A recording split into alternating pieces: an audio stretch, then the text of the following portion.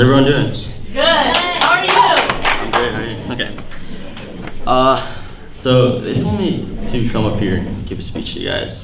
But like most teenagers, I procrastinated the heck out of it. So instead, I went to get some Pan Express. These are just the cookies though, but I finished the rest of the meal. Here, hold on. Sorry guys. If you don't mind, I'm gonna eat this in front of you guys.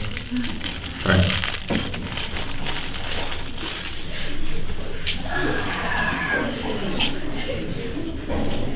You guys want some? Oh yeah, here. You guys want some? You want some? Yeah. Sorry. Alright, you always gotta read the paper. You always gotta read the paper, right? Don't put off until tomorrow what you can do today. Sorry, I'm stealing.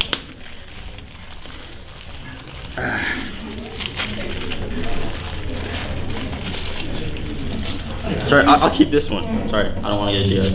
I'm hungry.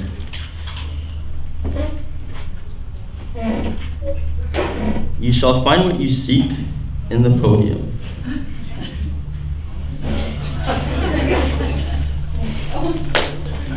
What do you know?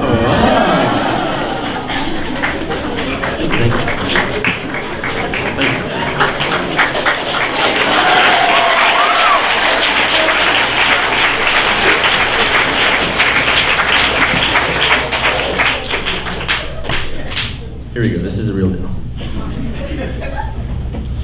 A couple of summers ago, after my flight from Spain to LA was canceled, the airline told me that it would take 2 weeks to get me back to LA. They also told me that they oversold my flight and apparently had oversold the next ones too. Now, I don't know about you guys, but I sure didn't know what I was gonna do for the next 2 weeks.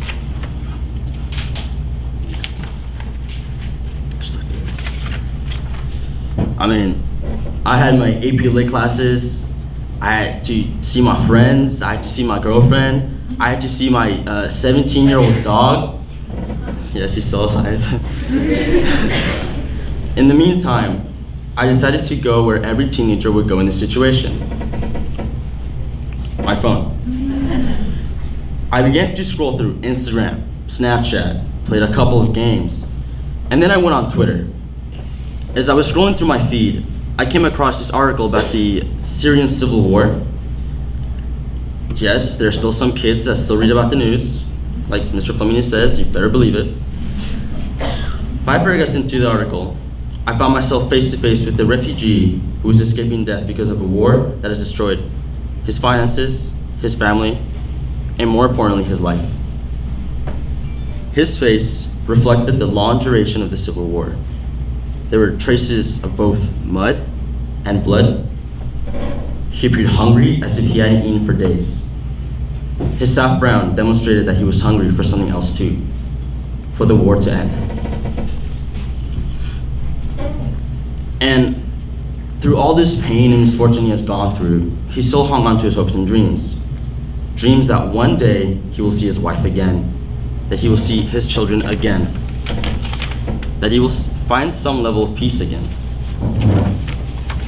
You see, I didn't realize the significance of me reading about him at the time.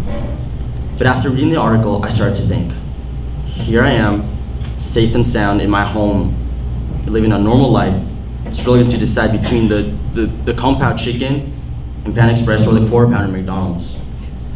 You see, there are people in this world who are still wondering if they're going to live another day. If they're going to wake up and see the next day. They're still wonder where their parents are, where their husband or wife is, where their children are. The reason why I'm telling you this story is because we often take even the simplest things for granted.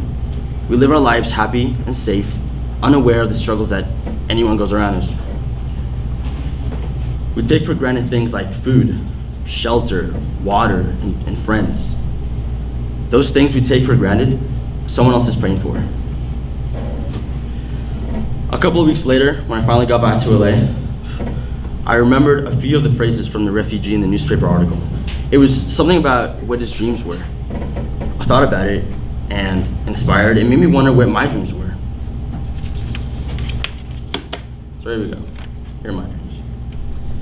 I dream that the class of 2018 takes a leadership role in the world and is inspired to strive to be the best versions of themselves so they can take the world to a brighter place. On a lighter note, I dream of a world where the fidget spinners never existed. Alright. I dream of a world where those who have not been as fortunate as us have a fair chance at life. Okay, like everyone else, let me do the quote thing, okay? When asked if my cup is half full or half empty, my only response is that I'm thankful I have a cup. Now, on that note, I would like to thank all faculty, alumni, friends, family, and the rest of the artistry and Renaissance community for helping me to give me and this school the privilege to live a full life and fly through the turbulence, because we are Huskies. Be phenomenal or be forgotten. Thank you.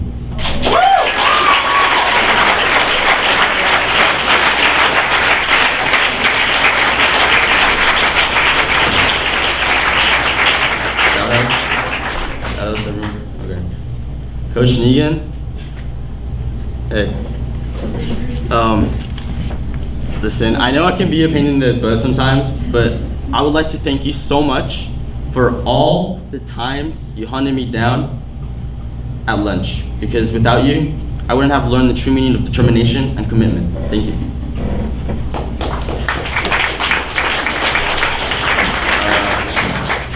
Ms. Carpacino, thank you for creating an unforgettable sophomore and junior year. You have been one of the greatest, funniest, and most patient person I've ever met. I know that you will miss my loud whispers with Trevor during class, but just know that I will miss more of the bagels with cream and cheese you gave us. On that note, Riku, Aubrey, and Steph, I'm gonna miss causing trouble with you guys in Miss Carp's class, but I mean, I was the one that talked the most, but let's just blame it on both of us. It'll be difficult not hearing you guys laugh every day in college, and I know you guys will kill it out there in the real world. I'll miss you guys. Leah, here's your shout out. Miss Hagee? I'm kidding. Yeah. Like Garrett, Leah, the first time I met you, you talked way too much. But, you know, looking back at these past 4 years, I wouldn't have anyone else to sit with during lunch and talk about the weirdest things that happened throughout the day. I'll miss you in college. Nicole. I have never met someone as hardworking as you, and I consider myself pretty lucky to call you my friend. I know you're gonna kill it in college, but just a word of advice, do not force someone to share their locker with you, okay? That's right. Okay, now for the boys. Garrett, Ferret, Noisy Boy, Croissant, whatever nickname you have in Snapchat or Twitter. These past 4 years have been insane with you as a friend. I'm definitely going to miss your 10-pound homemade lunches, and even though we argue about everything, I consider you one of my closest friends. You're gonna be a great pilot one day, and I hope we see each other one day in the future. Also, gang, yeah.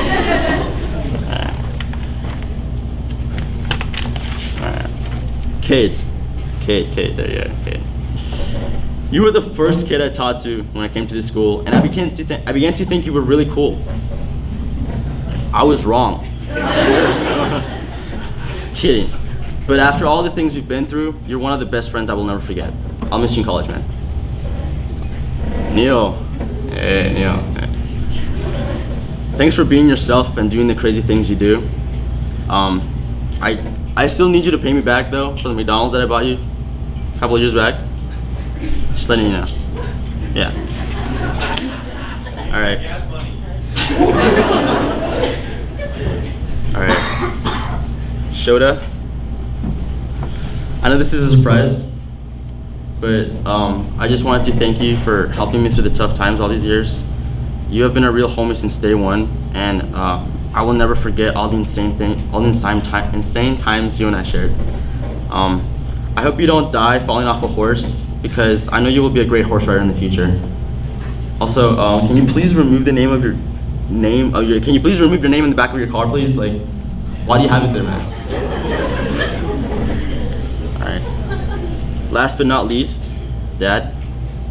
I know you and I don't see eye to eye all the time, but I can't thank you enough for all the times you invested in raising me. Thank you for all the many, many happy memories, and I hope I made you proud this year. You're the definition of a great dad, and no one compares to you. From the bottom of my heart, I want to say thank you, and I love you.